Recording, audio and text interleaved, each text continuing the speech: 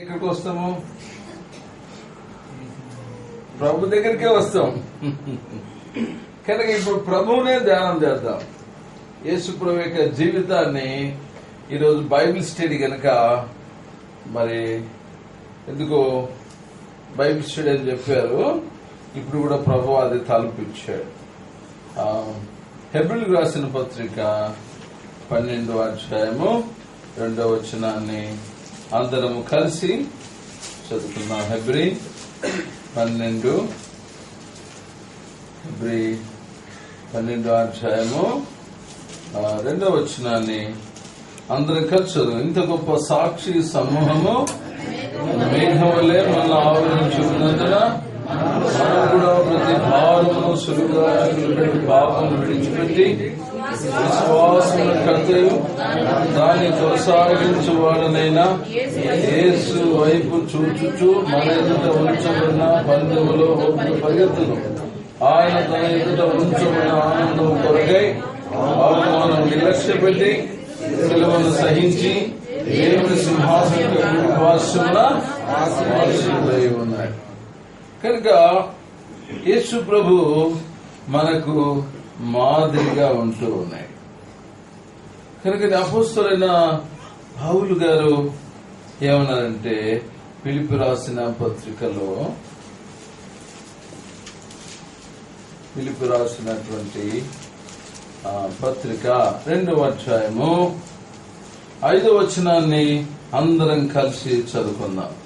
ఫిలిప్పీ 2వ అధ్యాయం 5వ వచనం. క్రీస్తు యేసు కలిగిన ఈ మనస్సు మీరును కలిగి ఉండండి. అపోస్తలుడైన పౌలు ఎంత స్పష్టంగా చెప్పాడు. యేసు ప్రభు యొక్క మనస్సును మీరందరూ కూడా కలిగి ఉండండి. తర్వాత ఎందుకు యేసు ప్రభు మనస్సు కలిగి ఉండాలంటే, ఇప్పుడు యేసు ప్రభు రాబోతా ఉన్నాడు. యేసు ప్రభు వచ్చినప్పుడు ఎవరు ఆయనను ఎదుర్కొంటారు? ఇండియాలో ఉండేవాళ్ళ, అబ్బాస్ లో ఉండేవాళ్ళ, కువైట్ లో ఉండే ప్రజల, ఎవరు ఆయన ఎదుర్కొంటారు? 1 యోహాను పత్రిక 3వ అధ్యాయము 1-2 వచనాలు అందరూ చదువుదాం. మనము దేవుని పిల్లలమని పిలువబడినట్లు తండ్రి మనకి ఎట్టి ప్రేమ అనుగ్రహించినట్లు మనం దేవుని పిల్లలమే. ఈ హేతు చేత లోకములను ఎరుగదు ఏలనగా అది ఆయనను పిల్లరా. ఇప్పుడు మనం దేవుని పిల్లలమై ఉన్నాం. మనం ఇక ఏమవుదామో అది ఇంకా ప్రత్యక్షపరచబడలేదు, కానీ ఆయన ప్రత్యక్షమైనప్పుడు ఆయన ఉన్నట్టుగా చూసి ఆయనను పోలి ఉందమని చూసారా. మనమందరం కూడా మరి యేసు ప్రభుని ఎదుర్కోవాలి అని అంటే, ఆయన ప్రత్యక్షమైనప్పుడు ఆయన ఉన్నట్లుగానే ఆయనను చూతుము కనుక ఆయనను పోలింది. ఎవరు చూస్తారు యేసు ప్రభును? పాస్టర్ గా చూస్తారా? విశ్వాసులు చూస్తారా? ఎవరైతే ఆయన పోలికలో ఉంటారో వారు మాత్రమే యేసు ప్రభును చూస్తారు. కనుక మనం అందరం కూడా రకరకాల ముఖ వర్చస్సులు కవలికలు కలిగి ఉన్నా, ఆ 2వ రాకడ సమీపించిన సమయానికి మనలందరూ కూడా ఎవరి స్వరూపములు, ఎవరి పోలిక ఏర్పడుతుంది చెప్పండి? వెనకాల కొంచెం మంది కళ్ళు మూసుకుంటున్నారు. అప్పుడే కళ్ళు మూసుకుంటే మరి ధ్యానం చేస్తున్నారో తెలియదు, నిద్రపోతున్నారో తెలియదు. మరి నాలాంటి అద్దాలు పెట్టుకున్న వాళ్ళు మరీ డేంజర్. అద్దాలు పెట్టి చూసినట్టే ఉంటుంది. ఒక ఆయన మా దగ్గర అట్లే ఉండు. ఎట్లుంటుందంటే, పాటలు పాడేంత వరకు యమ బ్రహ్మాండంగా వాయించేస్తారు. వాయించేసి పాటలు పాడే వాక్యం స్టార్ట్ అయితేనే అద్దాలు పెట్టేసుకుంటాడు. ఇక వాక్యం అట్లనే పేరు తిప్పేస్తుంటాడు. అట్లే ఉంటుంది, ఇట్లే చూస్తుంటాడు. అది లోపల కళ్ళు మాత్రం చూసారా. ఎన్ని రోజులు ఇట్లా ఈయన నిద్ర లేపేది ఎట్లా అని మాకు పెద్ద ప్రశ్న అయిపోయింది. పెద్ద మనిషి మళ్ళా ఇబ్బంది అవుతుంది. అందుకని చాలా రోజులు ఆలోచన చేసినాం. ఒక రోజు ఏం జరిగిందంటే, ఇక కుదరదు, ఈయన లేపాల్సి ఉన్నారు. వాక్యం అంతా జరుగుతాను చూస్తే ఇంకేమైనా అద్దాలు ఇట్లా పెట్టేసిన లోపల కళ్ళు చూసుకుని బైబిల్ మాత్రం పేజీ అట్టే ఉంది. సరే, మీలో ఎవరెవరికి ప్రభు రాకడికి సిద్ధపడాలని లేదా ప్రభు రాజ్యం కొరకు ఎవరెవరు వెళ్ళాలని కుంటున్నారో లేచి నిలబడండి అని మెల్లిగా అంటే అందరూ లేచి నిలబడారు. ఈయన మాత్రం చెప్పండి కళ్ళు మూసుకున్నాను, నా సౌండ్ వినిపోయాను, ముందు కూర్చున్నాను అంటే అందరూ కూర్చున్న తర్వాత మీరు ఎవరెవరు నరకం కావాలో లేచి నిలబడండి. ఆ సౌండ్ ఏర్పడింది ఎవరికి టక్కన లేచి నిలబడ్డారు. అందరూ ఒకటేండా ఇక సమాజం అంతా అందరూ నవ్వుతారు, సీరియస్ చూస్తున్నాడు. ఎందుకు నవ్వుతారు మీరు అన్నాడు. ఎందుకు నిలబడ్డారు? సేవకుని మాటకు లోబడుతున్నాం. సేవకుడు లోబడుతుంది. ఏం చెప్పాడు సేవకుడు? లేచి నిలబడమన్నాడు. ఎందుకు అనే వాడు తెలియదు. అయ్యా నరకం కావాలంటే లేచి నిలబడ అంటే నువ్వు ఒక్క నిలబడి నరకం అడ్డంగా నాకు వద్దని అంటే నిద్రలో దేనికి నిలబడాలో తెలియడం. అందుకే నిద్ర పెట్టాలని కొంచెం చూసుకుంటున్నాను అప్పుడప్పుడు.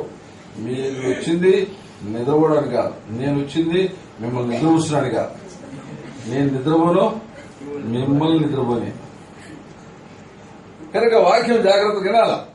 ఇక్కడ ప్రభు రాకడలో ప్రభు పోలికలో ఉండబడిన వారు ప్రభును చూస్తారు. అందుకే అపోస్తున్న పౌలు చక్కగా చెప్పాడు ఏమని, ప్రేమిన వాళ్ళ క్రీస్తు యేసుకు కలిగిన ఈ మనస్సు మీరు అని. ఆయన ఇట్స్ ఎ మోడల్ లైఫ్. ఏమంటాడంటే మీరు కలిగి ఉండండి అని చెప్పడం కాదు. చూడండి ఆయన ఇట్లా చెప్పినాడండి. 1 కొరింథీ 10వ అధ్యాయము 1వ వచనం. సహోదరులారా, ఈ సంగతి మీకు తెలిసి 11:1 నేను క్రీస్తును పోలి నడుచుకొనుచున్న నేను క్రీస్తును పోలి నడుచుకున్న ప్రకారం మీరును నన్ను పోలి నడుచుకునండి. బాబా ఎంత నేరుగా చెప్పాడు. నేను యేసు ప్రభువును పోలి పోతున్నాను, మీరు నన్ను పోలి నడవండి. చెప్పుకోలేమా? చాలా కష్టమే ఈ మాట చెప్పాలంటే.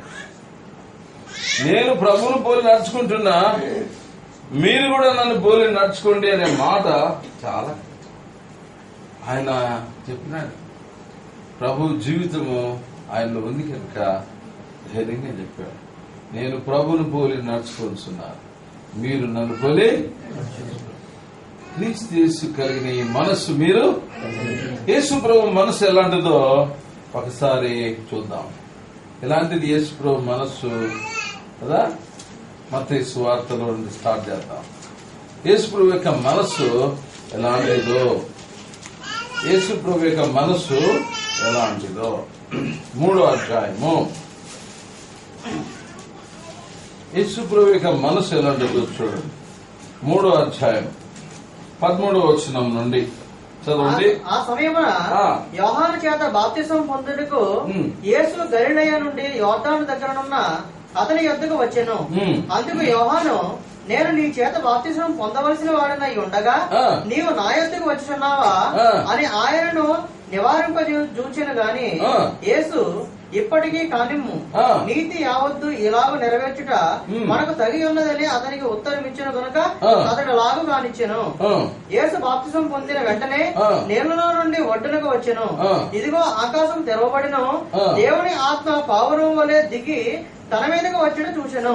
మరియు ఇదిగో ఆయనే నా ప్రియ కుమారుడు, ఈయనే నా ప్రియ కుమారుడు, ఈయన యందు నేను ఆనందించుచున్నానని ఒక శబ్దము ఆకాశం నుండి వచ్చెను. చూడండి ప్రభు మనసు ఎలాంటిది అంటే, యోహాను గారు ముందు వచ్చారు, 6 నెలల ముందు వచ్చారు.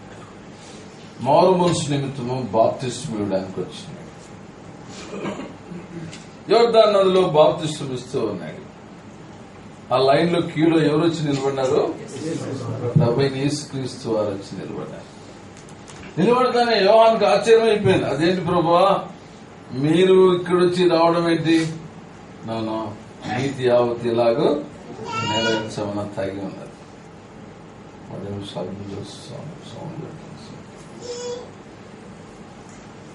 కనుక ప్రియమైన వాళ్ళారా,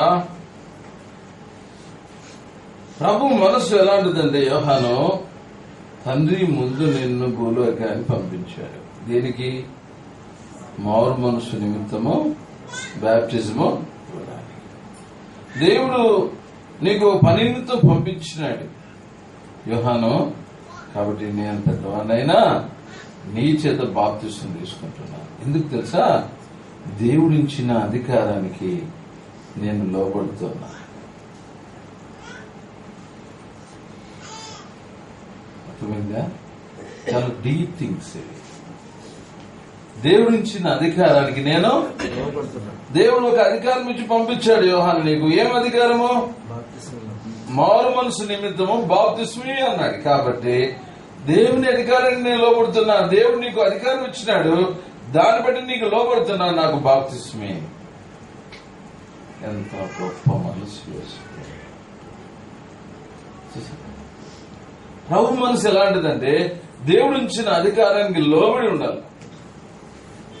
సంఘములో ఇక్కడ ఇదే సేవకు తక్కువ అనుకోండి, ఒకవేళ బాధ్యత గల సహోదరులు చెప్తే లోబడాలి, అంతే. ఇదే చూపించాల. అదే క్రీస్తు కలిగిన మనసు. గుర్తుపెట్టు. నువ్వురాయి నాకు చెప్పడం అనొద్దు, జాగ్రత్త. అసలు మీకు తెలుసా హెబ్రోన్ విజన్ ఏంటో తెలుసా? Hour vision is submission. చాలా మంది హెబ్రోన్ అంటే హెబ్రోన్ అంటే ఏందనుకున్నారు? సబ్మిషన్, లోపడమే, విధేయత చూపించడమే. అది ఏమనకైనా అవుతారా? క్రమం అంటే యేసు ప్రభు మనసు ఎలాంటిదంటే దేవుడి నుంచి అధికారానికి లోబడ్డం. ఎవరైనా ఉండని, పిల్లోడే ఉండని, పెద్దోడే ఉండని, ఎవరైనా ఉండని, లోబడి ఉండడం. అది మేము నేర్చుకున్నాం. అర్థమైందా? పాలవంచులో 500 మంది అసెంబ్లీ. మధు నువ్వు ట్రాన్స్ఫర్ భూపాలపల్లి అన్నాడు. మందిరం లేదు, పోనీ ఇల్లు ఉందా? ఇల్లు కూడా లేదు. ఒక ఇంటి పక్కన పంచ షెడ్ వేసి ఉండాలి. సేవకుడు ఏమన్నారంటే మరి అద్దెంట్లో ఉండాలి. మరి ఎక్కడున్నా నేను 3 అంతస్తుల బిల్డింగ్ పాలవంచ, 500 మంది అసెంబ్లీ. చూడండి, మరి అక్కడి నుండి ఇక్కడికి రావాలంటే చూడండి, అక్కడేమో అంతా ఏసీలు, మొత్తం అంతా ఏసీ కార్లు, ఏసీ రూమ్లు. ఎందుకంటే హై వోల్టేజ్ అక్కడ ఎక్కువ. కేటీఎఫ్ కొత్తగూడెం థర్మల్ స్టేషన్, భయంకరమైన ఎండలు కాబట్టి అన్ని ఇళ్లకు ఏసీలే. మందిరానికి కూడా ఈడుస్తుంటే బొగ్గులు, ఉండడానికి ఇల్లు కూడా లేదు. మందిరం కూడా వేరే ఏంటి, ఎట్లుంటది? 500 చరిత్రలో బహుశా నాది 2వసారేమో జరగడం. ఏంది తెలుసా? ఈ సేవకుడు మాకు ఉండాలని బస్ వేసుకుని హెబ్రోన్కి పోయినారు. అది నాకు తెలియకుండా పోయినారు హెబ్రోన్. వెళ్ళి రచ్చ లేదు, ఆ సేవకుడు ఏం తప్పు చేసినాడు? లేదే పని వేరే సార్. నో కుదరదు. పెద్దోళ్ళందరూ కూడా ఆ రోజు చెప్పి దాచిపెట్టుకునేసినారు. అంతమందికి జవాబు ఇవ్వడానికి కష్టమైపోయింది. నాకు చెప్పినారు, మధు యు మస్ట్ ఓబే అన్నారు. ఎస్ అన్నా, తప్పకుండా నేను లోబడతా. ప్రేమ యేసు ప్రభు మనసు ఏంటంటే దేవుడు ఇచ్చిన అధికారానికి వచ్చినాను, అనౌన్స్మెంట్ చేసినాను. మీరు ఏడ్చినా, బస్సు వేసుకొచ్చినా నేను మాత్రం ఈ స్థలం విడిచిపోయేది అన్నా. గొంతుని ఏడ్చేసినారు. పిల్లలు పెద్దలు కాళ్ళ మీద పడి ఏడ్చుకుంటా. నేను అక్కడే చచ్చిపోతానేమో అనుకున్నా. మొదటి ప్రేమ, క్రీస్తు ప్రేమ వాళ్ళు పొందినారు. మెందుబడి ఏడుస్తా ఉంటే 9 గంటలకు స్టార్ట్ చేసిన సుమో రాత్రి 1 గంటకు వదిలిపెట్టినారు. ఏడ్చి ఇటుకొచ్చి చూస్తే చూడండి ఎట్లుందో పరిస్థితి. చిన్న పాక, అదేళ్ళు నా సామాన్లు ఏం చేశా అంటే, బాబు నేను అప్పుడు ఉద్యోగం కొన్ని మంచారు, టేబుల్ అన్ని ఇళ్ళకు పంపించేసినాను. ఎంత ఉంది నేనున్న ఇల్లు? ఇదిగో దీంట్లో సగం, అది కూడా చాలా కాస్ట్లీ. దీంట్లో ఒకే ఒక చాప. అక్కడేమో 3 అంతస్తుల బిల్డింగ్ ఏసీలో, ఇందులో ఒకే చాప. దాంట్లో మళ్ళా చిన్న కిచెన్, బయట బాత్రూమ్. 6 ఇళ్ళు కలిసి ఒకటే బాత్రూమ్, టాయిలెట్ ఒకటే. అది కూడా బాత్రూమ్ మీద ఓపెన్ సిస్టమ్. వాళ్ళు బొగ్గు కార్మికులంతా వచ్చి బొగ్గు పూసుకుని వచ్చి స్నానం చేస్తుంటారు. చూడండి, బాత్రూమ్ ఒకటే, లెట్రిన్ ఒకటే. బాత్రూమ్ మాత్రం ఓపెన్, లెట్రిన్ మాత్రం ఒకటే. ఈమె పాపం నేను బయటికి వెళ్ళి వచ్చి లోపల పాత్రలు శుభ్రం చేద్దామని కొత్తగా వచ్చిన 2వ రోజే పాత్రలన్నీ బయట పెట్టింది. బయట పెట్టి లోపల పోయింది. వచ్చి మళ్ళా తీసుకుని వచ్చే లోపల ఈ లోపల పందులన్నీ శుభ్రం చేసేసారు. కూర్చొని బోర్ని ఏడుస్తా ఉంది. ఏమో ఏడుస్తానా? చూడయా, పందులన్నీ ఇట్లా మూతి పెట్టేసాయి. పిచ్చిదారా, అసలు ఇది సేవే కాదు మనకు. మిషనరీ సేవ చేసి అరణ్యంలో చచ్చిపోతే వారం 10 రోజులు, నెల రోజులకు డెడ్ బాడీ ట్రేస్ అయింది. తర్వాత వాళ్ళు పట్టణానికి ఊరేగింపుగా తీసుకొచ్చి బరీ చేసిన చూడని మిషనరీల ఫోటోలన్నీ చూపించి వాళ్ళ దృష్టిలో ఇది సేవే కాదే. అంత గొప్ప మహానుభావుల సేవ, మందే ఉంది సేవ. అతనికి ఎంకరేజ్ అయ్యింది, ఆమెకు బలం వచ్చేసింది. పిల్లరా, కష్టమే ఉంటది దేవుని అధికారానికి లోబడినప్పుడు, కానీ దేవుడు చేసే కార్యాలు అద్భుతంగా ఉంటాయి. ఇక్కడ చూడండి, ఎప్పుడైతే యేసుప్రభు బాప్తిస్మం తీసుకున్నాడో ఏం జరిగింది? చదువైనా మొట్టమొదట యేసు బాప్తిజం పొందిన వెంటనే నీళ్లలో నుండి ఒడ్డునకు వచ్చెను. ఇదిగో ఆకాశము తెరవబడెను. నంబర్ 1, ఆకాశము doors are open, those are obey. ఎవరైతే విధేయం చూపించారో వాళ్ళకి డోర్స్ ఓపెన్ అయిపోయినాయి. అది దేవుని అధికారానికి నువ్వు లోపడినప్పుడు ఎక్కడ నీ డోర్స్ క్లోజ్ చేయబడు, అన్ని ఓపెన్ అయిపోతాయి. ఎందుకు నీ డోర్స్ క్లోజ్ అవుతున్నాయి? ఎందుకు మీ ప్లాన్ సక్సెస్ కావడంలే? ఎందుకు సమస్యలు వస్తున్నాయి? ఎందుకు అన్ని వ్యతిరేకమైన భావాలు కలుగుతున్నాయి తెలుసా? కారణం ఏంటంటే దేవుడి అధికారానికి నీవు లోబడం లేదు కాబట్టి అన్ని డోర్స్ క్లోజ్ అవుతా ఉన్నాయి. ఎప్పుడు దేవుని అధికారానికి లోపడతావో డోర్స్ ఆటోమేటిక్ గా ఆకాశమే తెరబడిపోయింది. అబ్బా దేవుడు, ఎందుకమ్మా నీ జీవితంలో అనేక పరిస్థితులు మొయ్యబడతా ఉన్నాయి. ఏదనుకున్నా మొయ్యబడుతున్నాయి, ఏదనుకున్నా ఏం కారణం? ఒక్కటి ఓపెన్ కావడం లేదు. ఏం కారణం అంటే దేవుని అధికారం కింద నువ్వు లేవు కాబట్టి అన్ని మోయబడుతున్నాయి ద్వారా. నంబర్ 2, దేవుని ఆత్మ పావురం వలె దిగి. Praise the lord. ఎప్పుడు దేవుని అధికారానికి లోబడతావో దేవుని ఆత్మ మీదకి దిగి వస్తుంది. గుర్తుపెట్టుకో, దేవుని ఇచ్చిన అధికారానికి లోబడితే దేవుని ఆత్మ నీ మీదకి దిగి వస్తుంది. దేవుని ఆత్మ చేత నువ్వు నడిపించబడతావు. దేవుని అధికారానికి ఇప్పుడు లోబడవో దేవుని ఆత్మ చేత నువ్వు నింపబడలేవు. నంబర్ 3, మరియు ఇదిగో ఈయనే నా ప్రియ కుమారుడు, ఈయన యందు నేను ఆనందించుచున్నానని ఒక శబ్దము ఆకాశం నుండి వచ్చింది. చూసావా, దేవుని స్వరం వినపడతాంది. ఇప్పుడు గుర్తుపెట్టుకోండి, దేవుని అధికారానికి లోబడినప్పుడు మొట్టమొదటి జరిగేది ఆకాశము తెరవబడిన ఆకాశము. రెండవది దేవుని ఆత్మ దిగి రావడం. మూడవది దేవుని స్వరం వినడం. గుర్తుపెట్టుకో, ఈరోజు బైబిల్ చదివి దేవుని స్వరం విన్నావా? టైం లేదన్నా. దేవుని అధికారికి ఉంటే కదా అన్నిటికీ టైం ఉంది. చెప్పండి, బైబిల్ చదువు. ఎంత విచారక! నీకు అన్నం పెట్టిన వ్యక్తితో మాట్లాడడానికి టైం లేదా? నిన్ను కోయిడికి తీసుకొచ్చిన ఆ దేవునితో మాట్లాడే టైం లేదా? నిన్ను బ్రతికించిన దేవునితో టైం గడపడానికి సమయం లేదా? ఎంత విచారం! నీ కడుపులో భోజనం పెట్టి, మంచి భోజనం పెట్టి, మంచి వసతి కల్పించి నిన్ను విమానంలో తీసుకుని వచ్చినాడే. ఇంటికాడ బస్సు ఎక్కడానికి కూడా అవకాశాలు ఉండవు. అట్లాంటి విమానంలో నేను తీసుకొచ్చిన దేవునితో మాట్లాడడానికి టైం లేదు. ఎంత విచారకరమైన సమయం ఇవ్వకపోతే సమయం ఇచ్చేటట్టు చేస్తాడు. గుర్తుపెట్టుకో, నో టైం అన్నావా? Okay, there is the lot of time ఇచ్చు అంటాడు. అంతే సంగతి. ఒక ఆయన సహోదరుడు పాపం బిలీవరే, కొంచెం కూలి పని అయి చేస్తా ఉంటాడు. మొన్ననే పుష్పరాజ్ ఆయన పేరు. ఆయన ప్రార్థన చేసుకుని విన్నాడు. కొత్తగా మోటార్ సైకిల్ అంత దూరం పోతేనే ఒక లారీ తప్పించి యాక్సిడెంట్. అంటే ఎక్కడ ఆయన పడిపోయినాడు. పడ్డం కాలు ఇరిగింది, ఈ కుడి కాలు. ఫోన్ చేసినారు, తీసుకొచ్చినాం, హాస్పిటల్ తీసుకున్నాం. అద్భుతంగా అక్కడ కొంచెం గవర్నమెంట్ కన్సెషన్ ఉంది కాబట్టి ఆరోగ్యశ్రీ కింద డాక్టర్స్ తో మాట్లాడి అనంతపూర్లో ఆపరేషన్ చేసి ఇంటికి తీసుకున్నాం. అయ్యా, నాకెందుకు కాలు ఇరిగిందయ్యా అన్నాడు. ఎందుకు కాలు అన్నాడు. ఏం చెప్పాలి ఆయనకు? ఎన్నో ఉన్నాయి జవాబు. వాటిలో ఒకటి, నంబర్ 1, దేవుని యొక్క ప్రేమను రుచించడానికి పరిస్థితి వచ్చింది. ఇంతమంది సంఘం ఎదుట ఉందా? ఉన్నాయా? నిజమే. పేద దిక్కులు నన్ను ఎవరు పెట్టించుకుంటారు? ఈరోజు సంఘం రావడం, ప్లాన్ చేయడం, గిఫ్ట్ ఇవ్వడం, పండ్లు ఇవ్వడం, నిజమయ్యా. రెండవది దేవుని యొక్క ప్రేమ రుచించడం. రెండవది నువ్వు ఆత్మీయంగా అభివృద్ధి పొందడానికి. మూడవది దేవునికి ఎక్కువ సమయం ఇవ్వడానికి.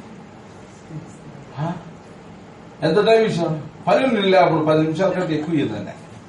ఇప్పుడు పొద్దున్న సాయంత్రం ప్రార్థనే.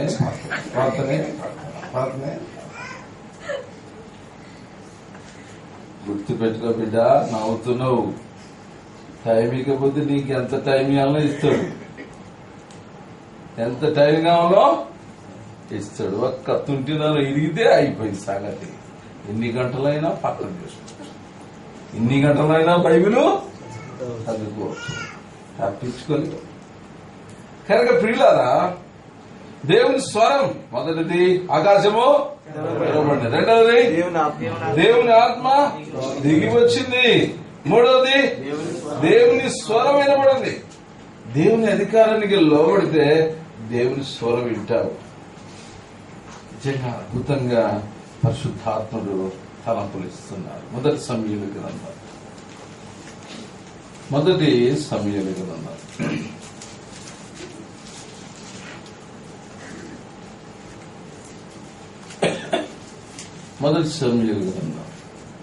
2వ అధ్యాయం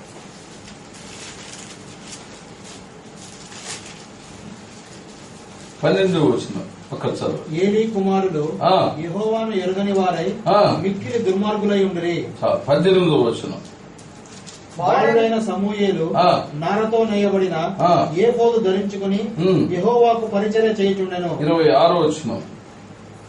బాలుడగు సమూయేలు ఇంకనూ ఎదుగుచు యెహోవా దయయందును మనుష్యుల దయయందును వర్ధిల్లుచుండెను. ఇక్కడ అది ఏలీ కాలం. ఎట్లున్నారా ప్రజలు అని అంటే మికిలి దుర్మార్గంగా జీవిస్తున్నారు. మందిరానికి వస్తూనే వ్యభిచారం చేస్తూ వచ్చినారు. 22వ వచనం. ఏలీ బహువృద్ధుడాయను ఇశ్రాయేలీయులకు తన కుమారులు చేసిన కార్యములన్నీ వారు ప్రత్యక్షపు గుడారము యొక్క ద్వారము దగ్గరకు సేవ చేయుటకు వచ్చిన స్త్రీలతో సైనించుటను చూచు మాట చెవిని పడగా వారిని పిలిచి ఇట్లనెను. ఎంత భయంకరం చూడండి. ప్రార్థనకు వస్తూనే ఉన్నారు, పాపం చేస్తూనే ఉన్నారు.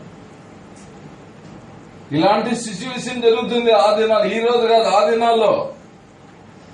ఎందుకు చెప్తున్నా పరిశుద్ధాత్ముడు? ఈ దినాల్లో కూడా ఇదే జరుగుతా ఉంది. At present same situation. ఇంత భయంకరమైన పాపం జరిగే ఈ స్థలంలో ఒక యవనస్తుడు పరిచయం చేస్తూ ఉన్నాడు. ఎలాగ చేస్తున్నాడు? ఏలీ దగ్గర చేస్తున్నాడు, యెహోవా దగ్గర, మనుషుల దగ్గర, దేవుని దగ్గర వదులుతూ ఉన్నాడు. చూసా అంటే అయ్యా వచ్చే జనముల పరిస్థితి నాకు అవసరం లేదు. ఆ బలహీనతలు, ఏలి బలహీనత నాకు అవసరం, వాళ్ళ కొడుకు నాకు అవసరం లేదు. నేను వచ్చింది ఎందుకు? పరిచర్య చేయడానికి. వాళ్ళ బలహీనత, పొరపాటు నాకు అవసరం. దేవుడు చూసుకుంటాడు. నాకు అవసరంలే. దేవుని ఇంటిలో నాకు ఒక ప్లేస్ ఉంది, ఆ ప్లేస్ లో నేను ఉంటాను. 9వ వచనం. తన భక్తుల పాదము తొట్టనకుండా 3:9 నీవు పోయి పండుకొమ్ము. ఎవరైనా నిన్ను పిలిచిన ఎడల యెహోవా నీ దాసుడు ఆరగించుచున్నాడు, ఆజ్ఞనిమ్మని చెప్పమని సమూయేలుతో అనగా సమూయేలు పోయి తన స్థలం ముందు పండుకొనెను. తనకు అప్పగించబడిన, తనకి ఏర్పాటు చేయబడిన స్థలంలోనే ఉన్నాడు. తనకు నియమించని దాన్ని కోరుకునే స్థితిలో లేడు. ప్రభు మనం ఏదంటే అది నేను కూడా చేస్తాను. No, there is a order, there is discipline in the prayer house. Should not do as you like. నీకు ఇష్టం వచ్చి నువ్వు చేయడానికి కాదు. నీకు ఏ పని అప్పగిస్తారా? ఎక్కడ ఉండమంటారో అక్కడ. నేను కూడా చేస్తాను. నీకు టాలెంట్స్ ఎన్నైనా ఉండొచ్చు. ప్రార్థన పూర్వకంగా సహోదరులు నిర్ణయించి చెప్పినప్పుడు దానికి నువ్వు లోబడు, అంతవరకే. నీకు ఎన్నో టాలెంట్స్ ఉండొచ్చు, ఎక్కువ ఉండొచ్చు. చెప్పేవాడు ఎన్నో బలహీనతల్లో కూడా ఉండొచ్చు. అయితే అవి చూడొద్దు. నిన్ను పిలిచిన దేవుని చూడు, నిన్ను ఏర్పరచుకున్న దేవుని చూడు. ఎందుకు? ఈ పరిస్థితులలో ఈ పరిస్థితులలో నీవు దేవుని కొరకు జీవించడం అనేది దేవుని చిత్తం. ఈ పరిస్థితుల్లో వాళ్ళ పాపంతో ఏకీవించకపోవడం, ఈ పరిస్థితుల్లో ప్రత్యేకంగా జీవించడం, ఈ పరిస్థితుల్లో దేవుని కొరకు రోషం కలిగి జీవించడం, ఈ పరిస్థితుల్లో నీ పరిశుద్ధతని కాపాడుకోవడం అనేది దేవుని చిత్తం. తన స్థలములో చూడేట్లో తనకి ఏర్పాటు చేయబడిన స్థలంలో ఉన్నాడు. ఏం జరిగింది? 10వ వచనం. తరువాత యెహోవా ప్రత్యక్షమై నిలచి ఆ రీతిగా సమూయేలు అని పిలవగా సమూయేలు నీ దాసుడు ఆలకించుచున్నాడు ఆజ్ఞ ఇమ్మనెను. చూసారా? అంతటా యెహోవా సమూయేలుతో ఇలాగ సెలవిచ్చెను, ఇశ్రాయేలులో నేను ఒక కార్యం చేయబోచున్నాను, దానిని వినువారందరి చెవులు గింగురమను. ఆ దినమున ఏలీ యొక్క ఇంటి వారిని గురించి నేను చెప్పినదంతయు వారి మీదకి రప్పించును. చూసావా? సమూయేలు సమూయేలు సమూయేలు అని పిలుపు వచ్చింది. దేవుని స్వరం విన్నాడు. ఎవరు? ఎప్పుడు విన్నాడు? దేవుని అధికారానికి పరిస్థితులు చూడలే, ఆ మనిషి బలహీనలు చూడలే, వాళ్ళ పిల్లల తప్పిదములు చూడు. నాకెందుకు? God will judge one day. ఒకరోజు దేవుడు చేస్తాడు కార్యం. దేవుడు ఇచ్చిపెడతాడా? మనం అనుకుంటాం దేవుని కార్యాలు పర్మనెంట్. దేవుడు ఒకటి చేసినంటే పర్మనెంట్. మనం చేస్తే తక్కువ చేస్తాం. దేవుడు చేస్తే పర్మనెంట్. ఇంకా గుర్తుపెట్టుకో. ఎంత ఆశ్చర్యమై దేవుని అధికారానికి లోబడ్డాడు. అక్కడున్న పరిస్థితులకు ప్రభావితం తన మీదకి రాలే. అర్థమైందా? ఆ పరిస్థితులు తన మీద ఏమాత్రం ప్రభావితం చేయలే. ఎన్నో తన కళ్ళ ముందు చూస్తున్నాడు. ఈల్డ్ కాలే. నాకెందుకయ్యా, నేను వచ్చింది యెహోవా యొద్ద ఏలీ యొద్ద పరిచర్య చేయడానికి, అంతే. That is my duty. మిగతా నాకు అవసరం లే. వారి బలహీనతలు ఏమో దేవుడు చూసుకుంటాడు. దేవుడు నన్ను పిలిచింది వాళ్ళ బలహీనత చూడడానికి కాదు, నాకు అప్పగించిన పని నేను నమ్మకంగా చేయడానికి. కనుకనే ఎవరు స్వరం విన్నాడు? గుర్తుపెట్టుకోండి. అంత గొప్ప దైవజనుడు ఏలీ వినలేని స్వరము సమూయేలు వినగలిగినాడు. ఎవరు దేవుని స్వరం వింటారు అంటే పరిస్థితుల్లో కలిసిపోయేవాళ్ళు కాదు, ప్రత్యేకంగా జీవించిన వాళ్ళు, తమకు అప్పగించిన పని నమ్మకంగా చేసేవాళ్ళు, మనుషులైన దేవుడిదైన కోరుకునేవారు, తన స్థానంలో ఉండేవాళ్ళు, దేవుని అధికారానికి లోబడేవారు. దేవుని స్వరము ఎందుకు? దేవుడు నీతో మాట్లాడలేదా? నీ బిడ్డకి ఎందుకు అట్లా అయింది? నీ కొడుకు ఎందుకు అట్లా అయింది? నీకెందుకు అనారోగ్యం వచ్చింది? దేవుడు మాట్లాడలేదు. ఎక్కడికి పోవద్దు, అడుగు ప్రభుని అడుగు. ప్రభు తప్పకుండా మాట్లాడతాడు. ఎందుకు జరిగింది అడుగు, దేనికి జరిగింది అడుగు. దేవుడు నువ్వు చదివిన డైలీ పర్సన్ ద్వారా దేవుడు నీతో మాట్లాడతాడు. బైబిల్ మాట్లాడే దేవుడు ఇప్పుడు కూడా నీతో మాట్లాడుతున్నాడు. ఎందుకు స్వరం వినలేకపోతున్నావు? ఎందుకు దేవుని ఆత్మచేత నడిపించబడలేకపోతున్నావు? ఎందుకు పరిస్థితులు తెరవడాన్ని మూయబడుతున్నాయి? దేవుని అధికారం కింద నువ్వు లేవు. ప్రతి ప్రశ్నకు జవాబిస్తారు దేవుడు. ఒకరోజు సహోదరు సురేష్ మరణ పడకలో ఉన్నాడు. బాడీ అంతా పాయిజన్ అయిపోయింది. ఆయన పాప ఆపరేషన్ ఏదో ఫెయిల్ అయింది. మొత్తం ఫస్ట్ అంతా పాకిపోయింది. కర్నూలు తీసుకుపోయిన అపోలో హాస్పిటల్. చాలా ఆత్మీయుడు, నాకు మంచి ఆత్మీయ స్నేహితుడు, సహోదరుడు. ఆయన కండిషన్ చూసి ఆగల దుఃఖం. ఉపవాసం ఉండి ప్రార్థన చేస్తున్నా, ప్రభా ఏంటి సురేష్ విషయంలో, ప్రభా ఏంటి సురేష్ విషయంలో. డాక్టర్లు అన్నారు దెర్ ఇస్ నో హోప్, కొన్ని గంటల్లో చచ్చిపోతాడు అన్నారు. నాకైతే ఇక బాధ, వేదన. ఏంటి నీ చిత్తం మీద అసలు చెప్పు. I want no thy will. నీ చిత్తం నాకు కావాలా. సురేష్ చనిపోతాడని అందరూ చెప్తున్నారు.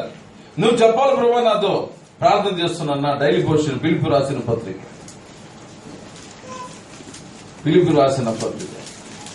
చూడండి ప్రభు ఎట్లా మాట్లాడతారు. 2వ అధ్యాయం 27వ వచనం. నిజముగా అతడు రోగి అయి చావునకు సిద్ధమై ఉండగా, నిజంగా రోగి చావడానికి సిద్ధంగా ఉన్నాడు. దేవుడు అతన్ని కనుకరించెను. చూసావా? చావడానికి సిద్ధంగా ఉన్నాడు, కానీ దేవుడు అతన్ని ఇక చూసుకో. తెప్పరిల్లిన సంతోషం గంతులేసిన. నో డౌట్ సురేష్ దేవుడు బ్రతికిస్తాడు. డాక్టర్ ఎంత చెప్తావు ఆయన? నాకు దేవుడు చెప్పినాడయా, నాకు దేవుడు చెప్పినా, మాకే నమ్మకం లేదు, లేదు దేవుడు చెప్పినాడు. ఎంత అద్భుతమైన పిల్లారా. ఒక ఆయన స్పెషలిస్ట్ అప్పుడే వచ్చినాడు, చూసి ఆ పస్సు పాకిపోతా ఉంది, 7 వరకు వచ్చేసింది, ఇంకా అర్ధగంట అయితే చచ్చిపోతాడు. ఆయనకి ఏమి ఆలోచన వచ్చిందో చూడండి. నేను సంతోషంగా ఉన్నాను. ఆయన వచ్చి యేసు ప్రభువుకి ఎట్లా గాయాలు పడినాయి అట్లా పై లేయర్ కింది లేయర్ మధ్యలో పస్సు ఉంది, టక్క టక్క టక్క టక్క మొత్తం ఆ పై లేయర్ కట్ చేస్తా వచ్చినాడు, ఓపెన్ చేస్తా వస్తే ఆ పై లేయర్ నుండి పస్సు బయటకు వస్తాం. చూసుకోండి, మొత్తం దూచేసి స్నానం చేసి చేతులు గ్లోవ్ చూసుకుని ఆ పస్సు తీస్తా వచ్చినారు. ఆశ్చర్యము, బ్రతికిపోయినాడు, నార్మల్ అయిపోయినాడు. ఇప్పుడు సికింద్రాబాద్ లో ఉన్నాడు. ప్రతి ప్రశ్నకి జవాబు బైబిల్లో ఉంది. ప్రతి ఒక్క పరిస్థితి దేవుని గ్రంథంలో ఉంది. అవును పిల్లరా, ఎక్కడికో మనం పోవాల్సిన పర్లే. నిజంగా చెప్పాలంటే నీ ముగింపు ఎప్పుడో కూడా అడిగితే కూడా దేవుడు చెప్తాడు. ఎస్, నువ్వు ఎలా ముగించబడతావో కూడా చెప్తాడు. ప్రతిదీ కూడా అది కొన్ని వేల సంవత్సరాల క్రితం రాయబడిన వాక్యమే, కానీ వాక్యమే దేవుడు. చూడండి, ఇప్పుడు రాసిన మాట 100 సంవత్సరాల పూర్వం రాసిన మాట ఎంత జీవంతో మాట్లాడింది, నన్ను బ్రతికించింది. అందుకే అన్నాడు, నీ వాక్యం నన్ను బ్రతికించింది, ఇదే శ్రమలో నాకు నెమ్మదిచ్చింది. ఏం సంతోషమైంది నాకు ప్రభా. కనుక దేవుని స్వరం, దేవుని స్వరం చాలా ప్రాముఖ్యం. కనుక ఈ దినాలు దేవుని స్వరం వినాలి. ఏం జరగబోతుందో ప్రభుని అడిగితే చూపిస్తాడు, వాక్యంతో మాట్లాడతాడు. ప్రతిదీ కూడా దేవుడు మాట్లాడతాడు. ప్రతి ఏం జరగబోతుందో పాట ఉంది. నా మనుగడ ముందే నీ గ్రంథములో నుండే ఏమి అద్భుత దైవ సంకల్పం, నీకేమి చెల్లింతు, ఎందుకో నన్నింతగా నీవు ప్రేమించితివో దేవా. నా మనుగడ ముందే నీ గ్రంథములో ఉంది. ఇక్కడ చేరిన మన చరిత్ర అంతా బైబిల్లో ఉంది. ఏ రోజు ఎప్పుడు ఎక్కడ తీసుకుపోబడతామో, ఎక్కడ ముగించబడదు, ప్రతిదీ ఉంది. అందుకే దావీదు అడిగినాడు, అయ్యా let me know my end days. ఎవడు అడుగుతాడట? ఇంకా ఏం ప్రమోషన్ వస్తుందో అడిగేటోళ్ళు ఉన్నారు. ఎంతమంది పిల్లలు పుడతారో అడుగుతారు, ఎంతమంది పెళ్లి చేయాలని అడుగుతారు, ఎంత ఆశ సంపాదించాలని అడుగుతారు, ఏ ప్రమోషన్ వస్తుందో అడిగేటోళ్ళు ఉంటారు. కానీ నేను ఎప్పుడు ముగించబోతాను, కొంచెం నాకు చెప్తావా ఉన్నారు ఎవరైనా? ఇంకా ఎంతకాలం బతుకుతావో చెప్పు చెప్పు ప్రభా, నాయన ఇంకా 10 ఏళ్ళు బతుకుతానని చెప్పు అనేట్లు ఉన్నారు. చూడు, కీర్తన గ్రంథం 39:4 యెహోవా నా అంతము ఎట్లుండనది, నా దినముల ప్రమాణము ఎంతైనది నాకు తెలుపుము. నా ఆయువు ఎంత అల్పమైనదో నేను తెలుసుకుని కోరుచున్నాను. నేను ఎన్ని రోజులు బతుకుతానో, ఎంతకాలం కోవిడ్ లో ఉంటానో నాకు చెప్పయా. ఎప్పుడైనా అడిగినావా? అడిగేటోడు సామాన్యుడు కాదు. ఎవరు? King David. అయ్యా నేను ఎప్పుడు ముగించబడతాను, ఎన్ని రోజులు ఉంటాను భూమి మీద చెప్పు స్వామి. చూసారా ఎందుకు అడుగుతున్నాడు? తెలుసుకుంటే కొంచెం జాగ్రత్త పడతామని. అర్థమైందా? ఆయన ఉద్దేశం అది, తెలుసుకొని జాగ్రత్త పడతామని. ఎట్లా జాగ్రత్త పడుతున్నాడంట? 5వ వచనం, నా దినముల పరిమాణము నీవు బెత్తినంతగా చేస్తున్నావు, నీ సన్నిధిని నా ఆయుష్కాలము లేనట్టే ఉన్నది. ఎంత స్థిరుడైనను ప్రతి వాడును కేవలం వట్టి ఊపిరి వలె ఉన్నాడు. మనుషులు బట్టి నీడ వంటి వారే తిరుగులాడుదురు. వారు తొందరపడుట గాలికే కదా, వారు ధనమును కూర్చుకుందరు గాని అది ఎవరికి చేజిక్కునో వారికి తెలియను. కాబట్టి ఏమంటున్నాడు? నా సన్నిధి ఎంతట, నా దినముల పరిమాణం ఎంత? నీవు బెత్తినంతగా చేస్తున్నావు. ఇంతట అంటే షార్ట్ పీరియడ్, కొన్ని రోజులే. చూసా భూమి మీద ఎందులో ఉంటామమ్మా? రూమ్ లో కూర్చున్నాళ్ళు వింటున్నారా? మళ్ళీ దొరకవు ముక్కలు ఇవి. అది ఇప్పుడే మీకు బాగా తినాలి. ఎంత ఆయుష్ పరిమాణం బెచ్చడు అంత షార్ట్ పీరియడ్. కాబట్టి ఎట్లా బతుకుతాను? మొదటి వచనం, నా నాలుకతో పాపము చేయకుండా. అది సంగతి. నా జీవితం కొద్ది రోజులే భూమి మీద ఉంటది కాబట్టి నా నాలుకతో పాపం చేయకుండాట్లు నా మార్గములను జాగ్రత్తగా బతుకుతాను. నీ దగ్గర రావాలి కదా నేను. నీ దగ్గర రావాలంటే భూలోకం నేను జాగ్రత్తగా బ్రతకాల. పాపాన్ని ఇష్టపడి జీవిస్తే నీ దగ్గరికి నేను రాలేను ప్రభు. జాగ్రత్త పరచు. ఇంకా భక్తిహీనులు నా ఎదుట ఉన్నప్పుడు, ఒకవేళ దేవుని ఎరగిన వాడు, దేవుని ఎరిగి కూడా పాపాన్ని ఇష్టపడి జీవించే వ్యక్తి ఒకవేళ ఎదురు పడితే నా నోటికి చిక్కము ఉంచుకున్నాను. నోటికి ఏం వేసుకుంటాను? తాళం వేసుకుంటాను. ఏం మాట్లాడు? దేవుని మాటలు మాట్లాడితే కానీ ఈ మాటలు మాట్లాడు. అది తీర్మానం. చూసావా? నా మార్గం జాగ్రత్తగా చూసుకుంటా. నా నోటికి ఎట్టంటే మాట్లాడడానికి వీలేదు. ప్రభు పిల్లలు జాగ్రత్త. ఎందుకు? 12:36 మత్తయి సువార్త 12:36. మత్తయి సువార్త 12:36. ఎవరైనా నిద్రపోతుంటే వాళ్ళని కొద్ది గిచ్చండి. ఎందుకైనా నేను మీతో చెప్పినది ఏమనగా, మనుష్యుల పలుకు వ్యర్థమైన ప్రతి మాటను గురించి విమర్శ దినమున లెక్క చెప్పవలసి ఉంది. జడ్జిమెంట్. నువ్వు మాట్లాడే మాటలన్నింటి బట్టి ఏముందక? జడ్జిమెంట్. తీర్పు ఉంది. అబద్ధం మాటలు లేదు. మనిషి ఉన్నప్పుడు ఒక మాట, మనిషి లేదు ఇంకొక మాట. ఇవన్నిటికి కలిసి తీర్పు ఉంది. అందుకే అంటాడు, నా మాటలు జాగ్రత్తగా, నా మార్గం జాగ్రత్తగా. భక్తిహీనులు ఒకవేళ నా ఎదుట ఉన్నప్పుడు నా నోటికి చూసావా? ప్రభుత్వ కనుక దేవుని అధికారానికి మనం ఎప్పుడైతే లోబడతామో, నంబర్ 1 ఆకాశము నిలబడదు. నంబర్ 2 దేవుని ఆత్మ. నంబర్ 3 నంబర్ 4 ఈయన ఎందు నేను. దేవుని అధికారానికి లోబడినప్పుడు అప్పుడు దేవుడు నీలో ఆనందిస్తూ ఉంటాడు. ఇన్ని సంగతులు ఉన్నాయి. కాబట్టి బాప్తిసం తీసుకోండి అంటే చాలా మంది బాప్తిసం తీసుకోకుండా ఉన్నారు. రక్షణ పొందినావా? మానవస్ పొందినావా? బాప్తిసం తీసుకున్నావా? చూడండి, లూకా సువార్త 7:30. లూకా సువార్త 7:30